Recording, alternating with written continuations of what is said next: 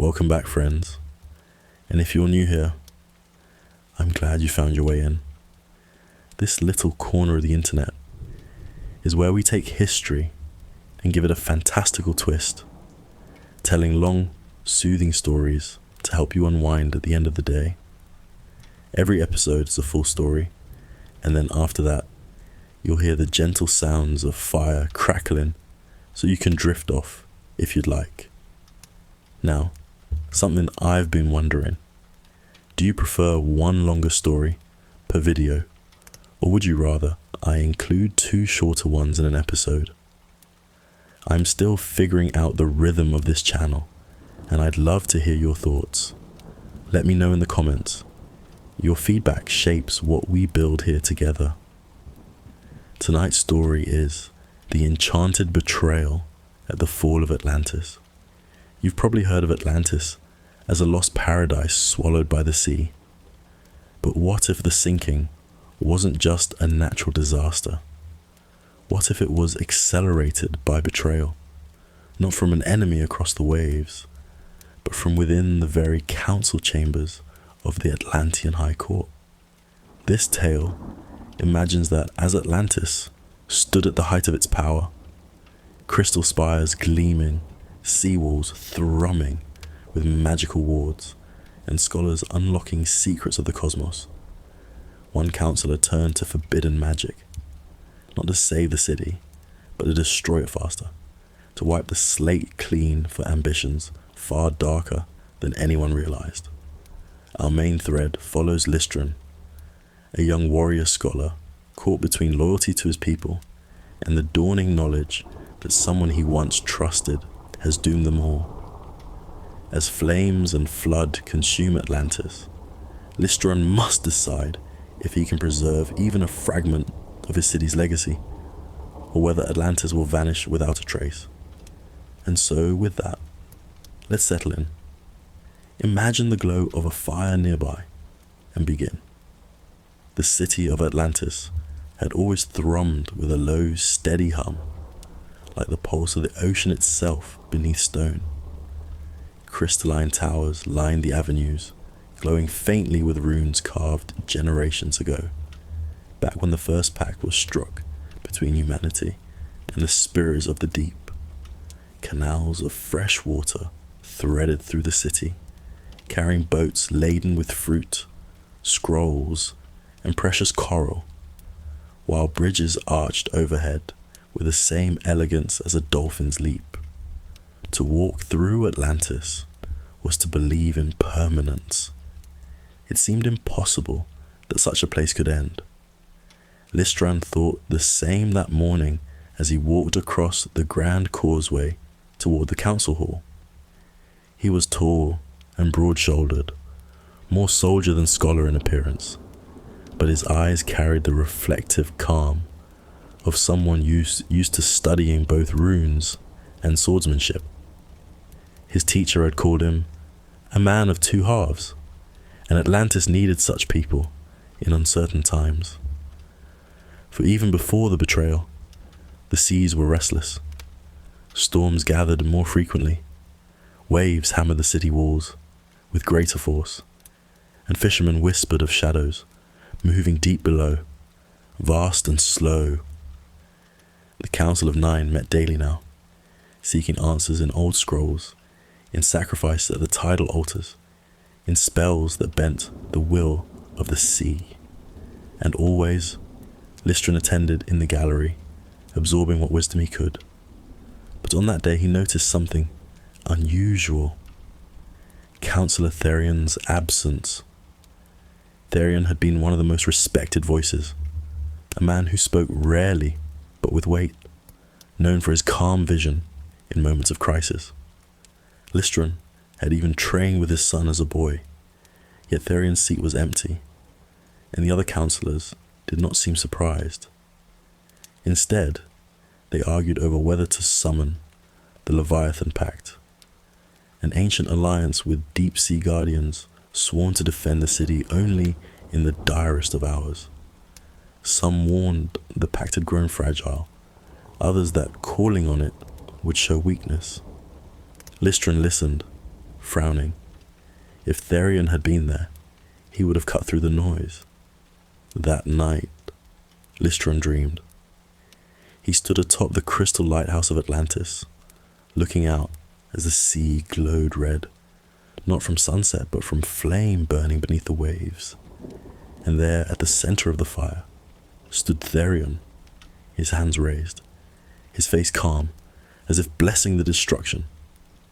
When Lystran woke, sweat slicked his chest, and he heard the faintest echo of chanting from the streets outside, low, forbidden syllables that no Atlantean spellcaster should have known. He rose, heart racing, and followed the sound into the night. Lystran spun, his torchlight flaring against the damp stone. Therion stood framed in the doorway, his shadow stretching long across the chamber floor. No guards, no acolytes, only the man himself. Yet his presence felt heavier than an army. His eyes burned with unnatural radiance, flecks of stormlight dancing in their depths. "You've seen too much," Therion said, stepping forward. His voice was quiet, almost kind, but threaded with menace. A loyal scholar would have stayed silent. You, however, scurry to Selene like a rat carrying scraps. Do you think she can protect you? Do you think anyone can? Lystran steadied himself, gripping the blade at his hip. "I think Atlantis deserves the truth. You're tearing the city apart. Whatever power you think you'll claim."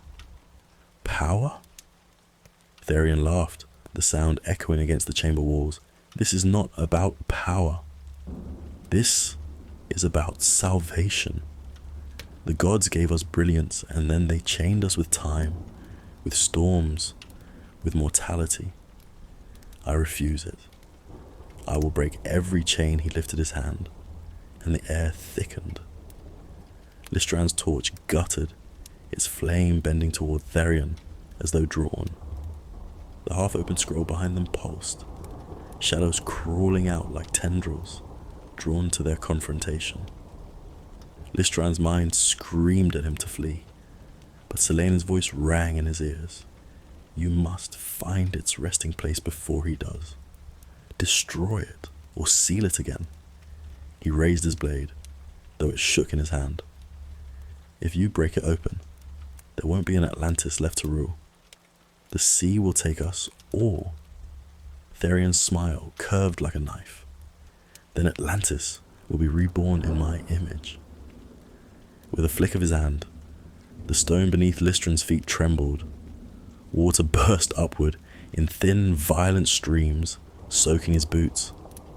Lystran staggered back, barely dodging as the ground cracked open, sending his torch clattering.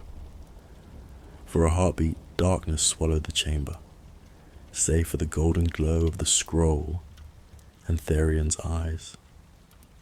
Lystran lunged forward, grabbing the torch and shoving it toward the scroll case. The fire licked against the seals, but the case pulsed and hissed, repelling the flame. Therion snarled, his composure breaking. "You dare!" His voice thundered deeper now, distorted, as though another presence spoke with him. "You would throw away eternity for fear of the sea?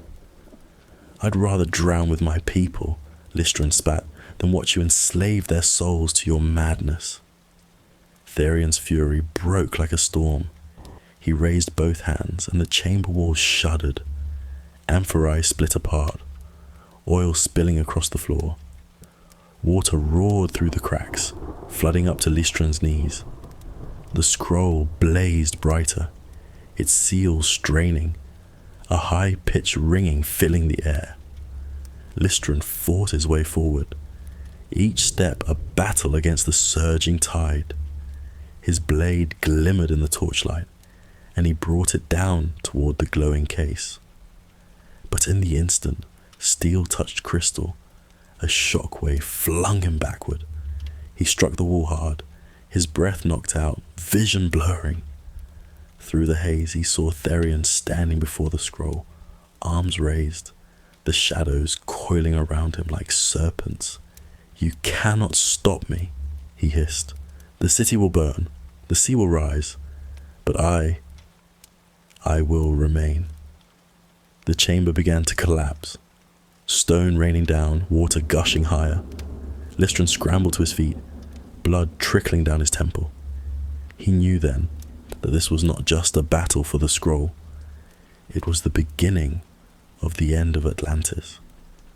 Above the chamber, Atlantis began to scream.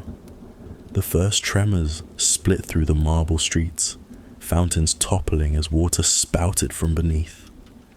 Market stalls crashed down, their awnings dragged into sudden whirlpools. Children wailed, mothers clutched them close, and old priests muttered frantic prayers to gods who no longer listened. The crystal domes that glittered like stars above the harbour shattered one by one, raining shards of light. Selene burst into the council square, robes trailing like wings, her staff pulsing with steady blue light. Around her, frightened mages clustered, their faces pale. "He's breached the scroll," she cried, her voice carrying through the chaos. "Therion has unbound it. The seal is failing." The mages gasped. One whispered, "But if the seal breaks, the sea will take us." Selene cut him off. "Unless we bind it again, with everything we have." The ground heaved, splitting apart beneath the council steps. From below rose a roar, not water, not stone, but something alive, ancient, furious. The scroll's power bled upward, shaping the tremors into something monstrous. Shadows crawled over walls, taking the form of creatures from half-remembered nightmares. Clawed hands, eyeless faces, forms of soldiers, long dead, but twisted. They stumbled from the rifts, shrieking, attacking anything in reach. Citizens ran screaming, trampling one another. The scent of oil and smoke filled the air as fire sparked. The great harbour tilted, ships slamming into each other as waves surged unnaturally high. Bells tolled, their clang swallowed by the cacophony of panic. Lystran staggered into the square, his hair plastered to his face, clothes soaked. Blood streaked his temple, his blade nicked and bent. Selene's eyes locked onto him. "What did he unleash?" Lystran gasped. "The scroll. He's trying to make himself eternal. He's breaking the seal that holds the gate. It's not just magic. It's the abyss itself." Tearing free, Selene's staff flared, casting calm over the terrified mages. "Then we buy time. We rally everyone. If Atlantis falls tonight, it will not be quietly." From the temple steps, Therion emerged, wreathed in black flame. His robe was torn, his arms streaked with glowing lines, as though the scroll's power had carved runes into his very flesh. Behind him, the shadow things swarmed, forming a grotesque phalanx. He raised his hand, and the fire consuming the marketplace twisted, not red, but violet, eating stone as easily as wood. "Do you see?" Therion's voice boomed across the square. "Atlantis was always destined to burn. Better I rule its ashes than leave it to gods who have abandoned us." Selene stepped forward, staff blazing. "You've doomed us all, Therion." "No," he said, smiling with cracked lips. "I freed us." The ground buckled again. From the harbour, a monstrous wave rose, taller than the temple spires, carrying with it shattered docks and broken ships.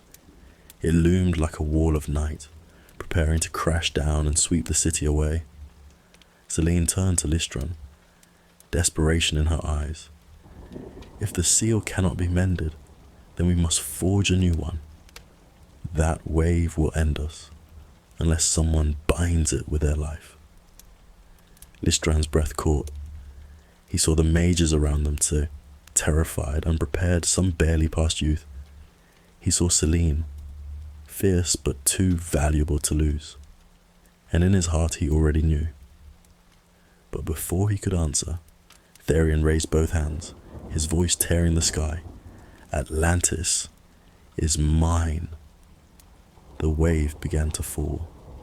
Lystran's legs trembled as the monstrous wave surged toward them, water and debris colliding with the shattered street. The shadow creature skittered across the cobblestones, hissing and shrieking, drawn to the energy of the unsealed scroll. Therion hovered above them, a tempest of black and violet fire, eyes blazing with triumphant madness. Selene grabbed Lystran's arm, her grip firm. "There's only one way," she said, voice steady despite the chaos. "You must become the seal yourself. Bend the gate from within." Lystran shook his head. I'm just a scholar. How can I contain such power?" Selene's eyes softened. "Magic chooses its vessel. You've faced it before and it has chosen you. This is your destiny.